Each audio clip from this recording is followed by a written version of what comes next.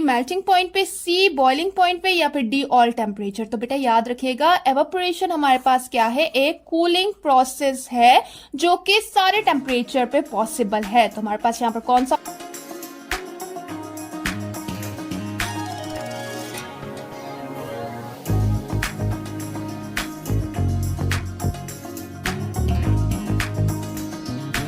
अस्सलाम वालेकुम क्लास, उम्मीद है सब खैरियत से होंगे। आज हम स्टार्ट करेंगे क्लास 9 का last chapter, that is thermal properties of matter. So our first MCQs is, heat is a form of देश।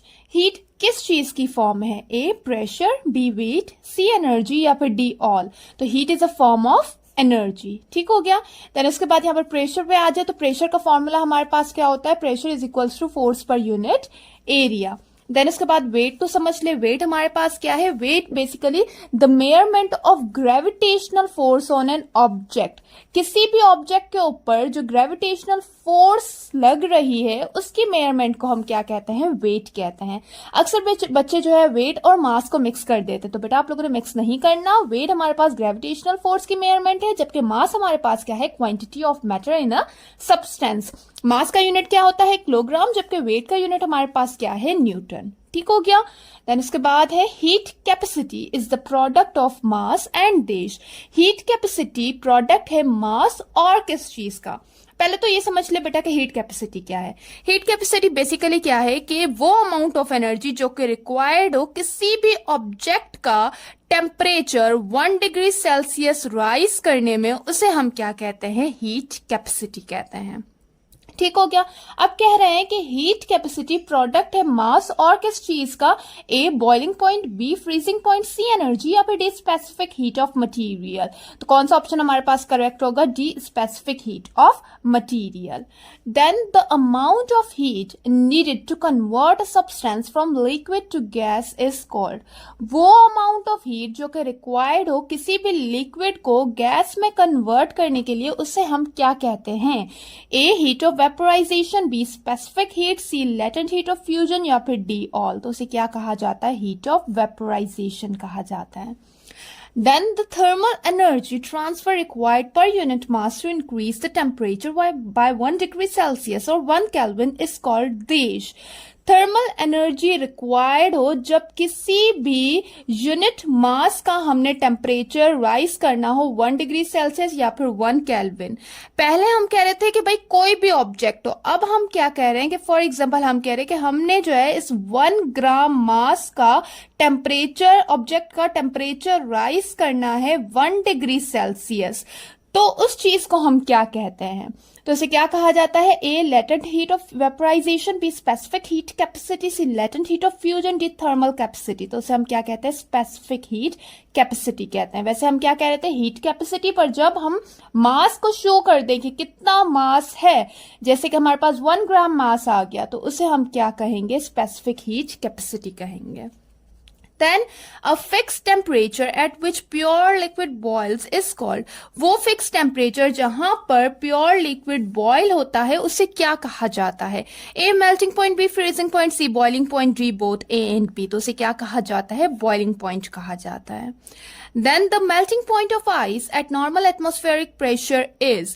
melting point of ice normal atmospheric pressure पे कितना होता है, A 0 degree Celsius, B 0 kelvin, C 100 degree Celsius और D both. तो कितना होता है, 0 डिग्री सेल्सियस। ठीक हो गया। देन आ जाते हैं यहां पर, क्या कह रहे हैं कि thermal energy transfer required to change a solid into liquid without changing its temperature is called. वो थर्मल एनर्जी जो कि रिक्वायर्ड हो किसी भी सॉलिड को लिक्विड में कन्वर्ट करने के लिए, तो उसे क्या कहा जाता है, A latent heat of fusion, B latent heat of vaporisation, C latent heat of boiling, D specific heat capacity. तो उसे क्या कहा जाता है, लेटेंट हीट ऑफ फ्यूजन कहा जाता है। जबकि अगर लिक्विड टू गैस हो तो लेटेंट हीट ऑफ वेपोराइजेशन। ठीक। Then thermal energy transfer required to change a liquid into gas without changing its temperature is called. वो thermal energy जो कि किसी भी liquid को गैस में convert करने के लिए required है without changing its temperature, तो उसे क्या कहा जाता है? A latent heat of freezing, latent heat of vaporization, latent heat of boiling या फिर latent heat of melting. तो उसे क्या कहा जाता है? latent heat of vaporization. ठीक हो गया? ये हम शायद पीछे भी पढ़ के आए हैं, सेम यही बात थी.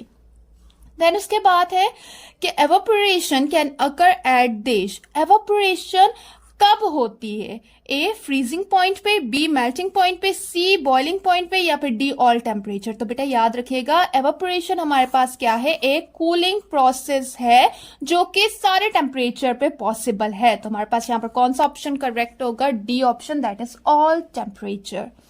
Rate of evaporation of a liquid can be increased by. Rate of evaporation liquid का हम किस तरह से increase कर सकते हैं? कौन सा ऐसा जो है वो ऐसी चीज करेंगे जिससे हमारा rate of evaporation बढ़ सकता है? A increasing humidity, humidity को बढ़ाते हैं. B decreasing temperature, increasing its boiling point या फिर decreasing atmospheric pressure. जब हम decrease करेंगे atmospheric pressure को तो हमारा rate of evaporation क्या हो जाएगा? Increase हो जाएगा. Then linear thermal expansion of solid depend upon. Linear thermal expansion solid का depend करता है किन चीजों पे?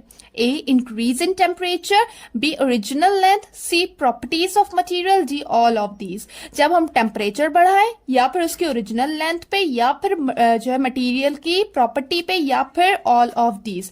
तो बेटा ये जो है linear thermal expansion इन तीनों चीजों पे depend करता है. तो हमारे पास ऑप्शन कौन सा करेक्ट होगा? D all of these. यहां पर हमारा ये चैप्टर होता है खत्म. अगर अब तक आप लोगों ने मेरे चैनल को सब्सक्राइब नहीं किया तो काइंडली कर दीजिए. अगर वीडियो पसंद आई हो तो वीडियो को लाइक जरूर कीजिएगा. तो मिलते हैं नेक्स्ट लेक्चर में. अभी के लिए खुदा हाफिज.